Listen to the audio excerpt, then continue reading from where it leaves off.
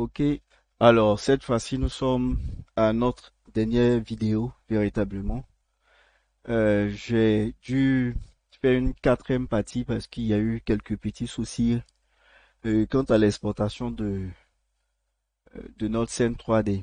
Alors je vais très rapidement vous montrer le résultat qu'on a lorsqu'on ne fait pas de baking de texture. Mais soyez rassurés, cette vidéo sera courte, elle ne sera pas longue. Elle concerne uniquement l'exportation des modèles réalisés. Et donc, pour cela, pour vous montrer les résultats qu'on a lorsqu'on ne fait pas de baking, je viens dans ce dossier-là. J'ai dû mettre tous ces éléments-là ensemble. Ça, c'est le FBX obtenu lorsque je ne fais pas de baking. Et donc, je démarre avec la visionneuse de Microsoft. Et vous voyez comment ça se présente. On a bien entendu notre modèle 3D. Mais vous remarquez que les textures, en fait, la couleur, les différentes couleurs sont pas terribles. Elles sont présentes, mais il y a de l'ombre. L'éclairage n'est pas suffisant. Voilà, c'est ce qu'on a. Cela montre que ce logiciel ne prend pas véritablement en compte les matériaux de Blender. Et donc, il est important, lorsqu'on veut exporter notre modèle 3D, de faire un baking pour éviter tous ces problèmes-là. Aussi, je voudrais vous présenter un souci aussi, un souci qu'on rencontre véritablement. Ici, nous avons notre scène 3D et nous l'avons texturé en allant dans Shading. Alors, vous remarquez, je commence par, je vais prendre les murs. Alors, c'est ce qu'on a fait. Euh, Nous avons eu d'abord à partir des textures Color et Ambient Occlusion, euh, ajouter un mix.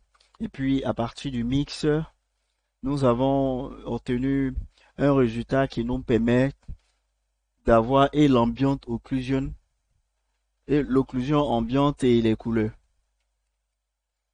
Voilà, donc c'est ce que nous avons ici. Mais là encore, il y a un souci. Il y a un souci véritable. Parce que ce que j'aurais voulu faire ici, en réalité, ce texturage-là se limite à Blender. Vous pouvez le faire et puis observer les résultats dans Blender. Mais quand vous désirez l'exporter, soit vous l'exportez uniquement au format FBX sans les matériaux et dans un moteur de jeu ou quelque part vous créez les matériaux. Mais si vous voulez ajouter les matériaux, parce qu'il est possible d'inclure les matériaux dans le FBX.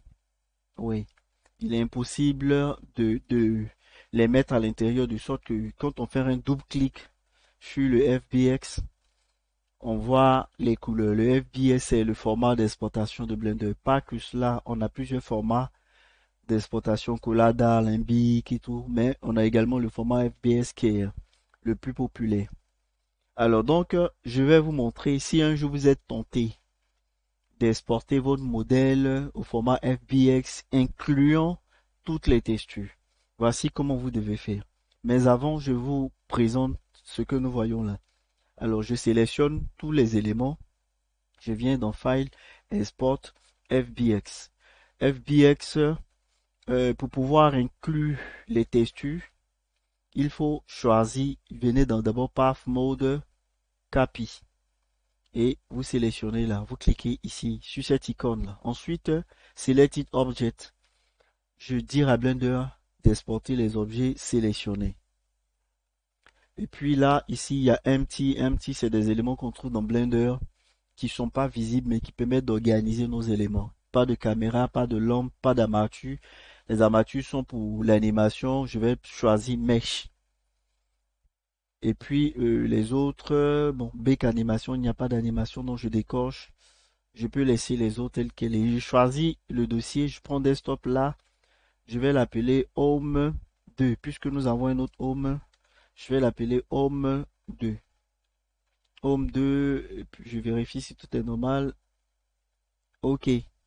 Alors donc, je viens de l'exporter. Je vais dans le dossier. Ce dossier-là, c'est nouveau dossier. Il n'est pas encore présent. J'observe. Voilà. Il est là. Et je vais faire un double clic sur Home 2 afin de lire ce fichier-là en utilisant la visionneuse de Microsoft. Vous pouvez aller sur Microsoft Store et puis allez télécharger cette visionneuse là. Vous écrivez visionneuse 3D et vous remarquez quand j'exporte, voici ce que j'ai. J'ai ma scène 3D. On a les couleurs sur la fleur, la lampe, sur la table de chevet, paillasson et les autres éléments n'ont pas de couleur. Mais pourquoi? Je vais vous l'expliquer. C'est parce que les éléments qui n'ont pas de couleur ont ce type de texturage. J'ai utilisé ces nœuds euh, pour inclure deux textures. Et puis, j'ai complété avec le mix shader pour pouvoir les lier. Et c'est là où il y a le souci. Lorsque vous voulez inclure les textures dans le FBX, vous devez avoir seulement le principe FBS et un nœud qui contient la texture. Et donc, pour cela, je vais supprimer cet élément-là. Mais vous remarquez, lorsque je le supprime, on aura seulement la couleur, notamment la texture color. Il n'y aura pas d'occlusion ambiante, qui veut dire qu'on ne verra pas les détails d'ombre sur notre modèle. Et aussi, je dois supprimer cet élément-là, ce nœud, et choisir color, en fait, les lier directement. Et donc, on aura ce problème-là. Moi, je veux avoir et la couleur et les effets de l'occlusion ambiante. Donc, qu'est-ce que je fais? Je vais utiliser un logiciel tel que GIMP. Vous pouvez également utiliser Photoshop. Et dans GIMP, je vais ajouter les couleurs que nous avons eues. Les textures, je vais dire. D'abord, on a la texture color. Donc, je glisse, je dépose. Vous reconnaissez bien cette texture-là. Et enfin, j'ai cette texture que nous avons appelée occlusion ambiante, puis ambient occlusion en anglais, AO. Je la dépose également. Et vous remarquez que on a ici deux calques. Alors, le premier est juste au-dessus de celui-ci. Ne faites pas attention au troisième élément. Ça, c'est les résultats obtenus. Vous le verrez tout à l'heure. Donc, ici, qu'est-ce que je vais faire? Je vais faire un blending, c'est-à-dire un mélange de ces deux images-là, de ces deux calques. Et donc, j'ai l'occlusion ambiante. Alors, qu'est-ce que je vais faire? Je vais, là, vous remarquez qu'il est mentionné normal. Je sais pas si je dois zoomer, si vous ne voyez pas correctement. Alors, je vais essayer d'utiliser la loupe de Microsoft. Ouais, la loupe très rapidement. Et donc, ce que je vais faire, c'est de, voilà, je zoome. Vous voyez, je vais changer de mode. Mode, je vais prendre multiplier. C'est multiply en anglais. Et quand je choisis multiply, comme on avait eu sur Blender, vous remarquez que ça devient beaucoup plus sombre. Alors, juste en bas, il y a les degrés d'opacité. Et donc, moi, je vais réduire les degrés d'opacité à 60. Je regarde. 60, ça va. 60 ou 50. Vous remarquez que plus vous réduisez les degrés, il devient clair. Alors donc, je vais le mettre à 60. Et puis, une fois satisfait du résultat, je vais l'exporter. Je viens dans Fichier, exporter sous. Exporter sous et puis je lui donne un nom. Bon, moi je l'ai déjà fait, je l'ai appelé Texture Color GIMP. Donc vous vous donnez le nom que vous voulez. Vous pouvez mettre Color euh, plus AO par exemple. Et puis vous choisissez vos dossiers, bureau, nouveau dossier et vous cliquez sur exporter, exporter encore. Et là, voilà, on a une seule image pour ces deux textures là. Et l'image, nous la retrouvons ici. C'est celle que je viens d'envoyer. Voilà. Et en général aussi, on utilise cette technique-là pour les jeux vidéo, notamment les jeux pour le mobile. Au lieu d'exporter deux textures, on fusionne ces textures en une seule et c'est elle-là qu'on exporte dans le moteur de jeu. Alors maintenant, bon, je n'aurai plus besoin de GIMP. Je reviens là et vous allez remarquer maintenant ici, au lieu d'utiliser Color, je vais utiliser la nouvelle texture. Bon, moi je l'avais réalisé, donc je peux prendre Color Plus ou je peux prendre celle que j'ai appelée Color GIMP. qui, qui est une fusion de ces deux textures, l'occlusion ambiante et la couleur. Et donc, pour tous les autres matériaux, c'est ce que je vais faire. L'étagère, déjà, je l'ai corrigé auparavant. La lampe de nuit également, voilà pourquoi ça marche. Le lit, non. Vous remarquez, il y a le shader multiply qui est là. Donc, je supprime pour l'ambient occlusion multiply avec X, hein. Je relie ces deux éléments. Je ferme là, à partir de la croix, je vais chercher ma texture. Ok. Après ça, je vais dans les livres également.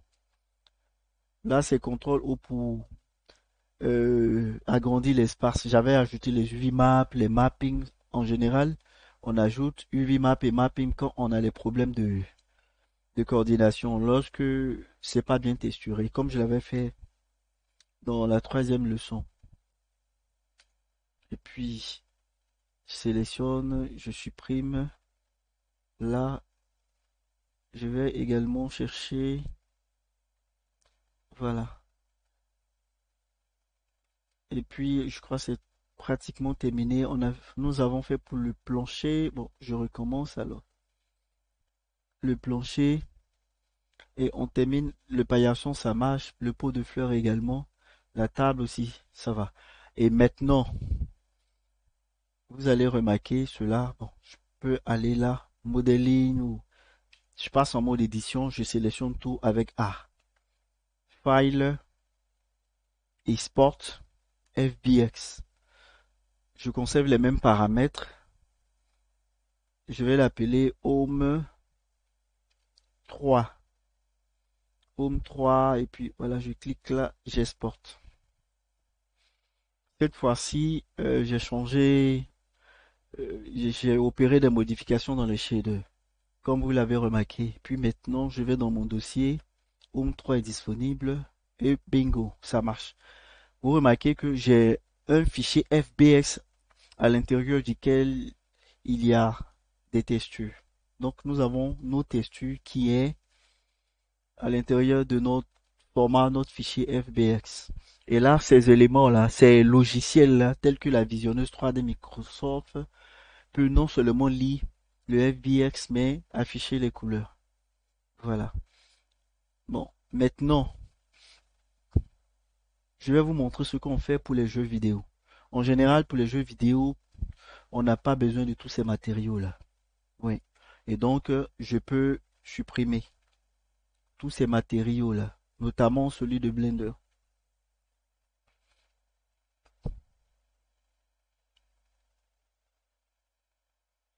Donc, je supprime rapidement.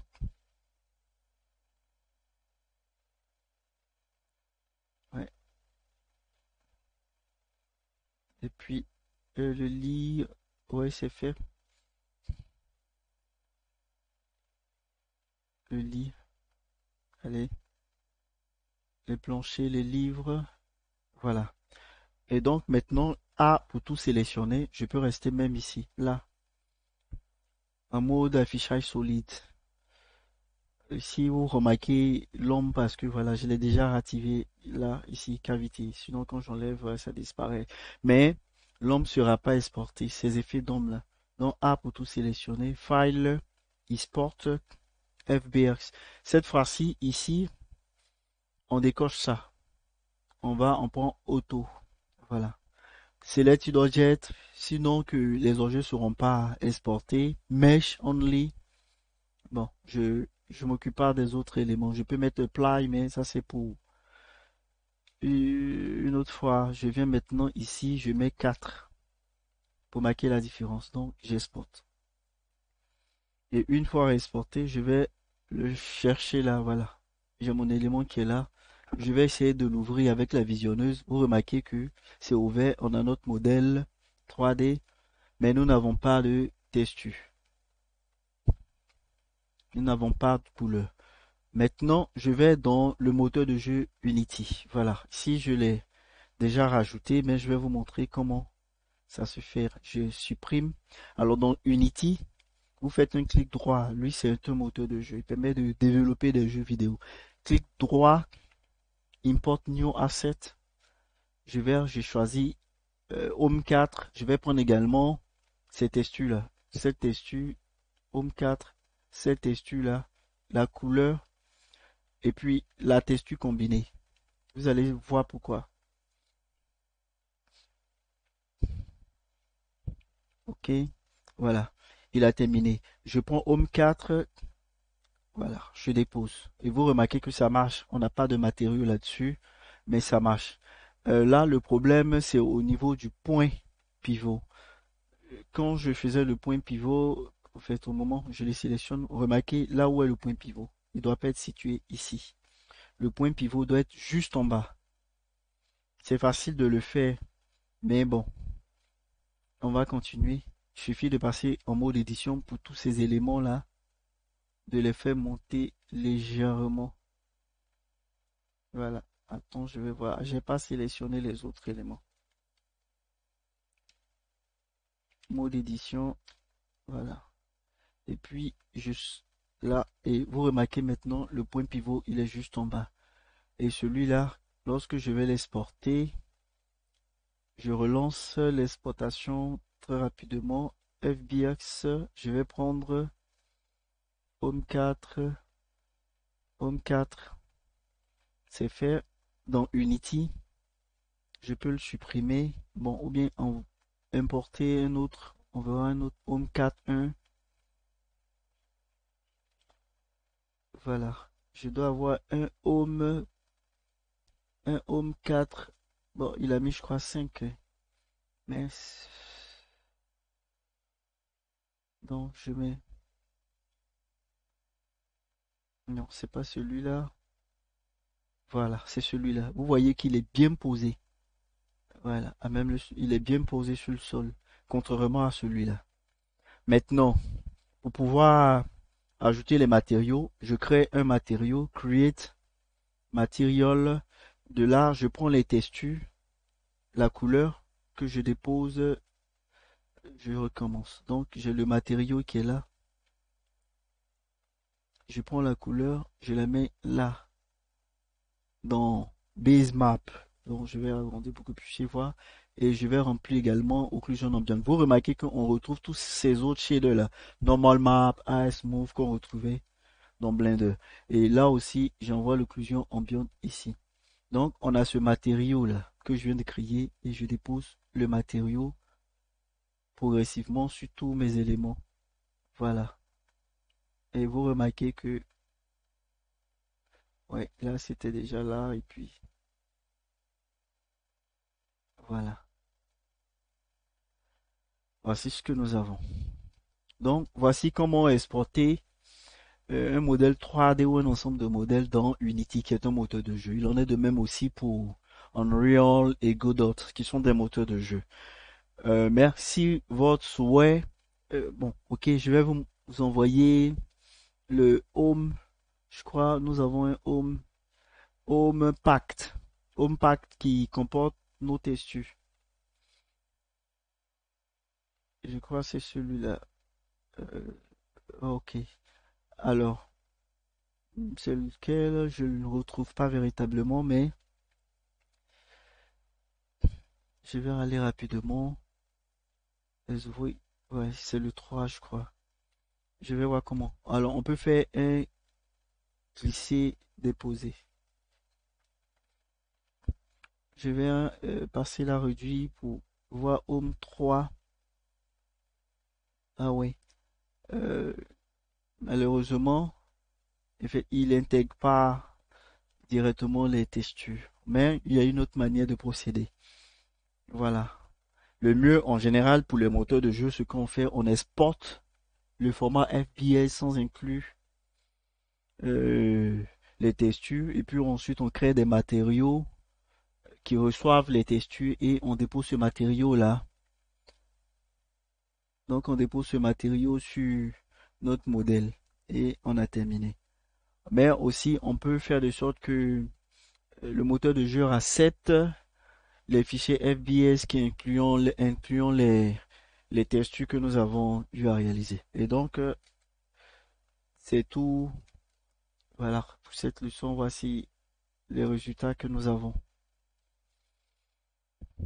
J'espère que vous avez suivi comment d'abord créer les modèles, les déplier, les texturer, faire le baking des textures, inclure les textures dans les fichiers FBX ou exporter individuellement les fichiers FBS et les texturer, les utiliser dans des moteurs de jeu, notamment Unity.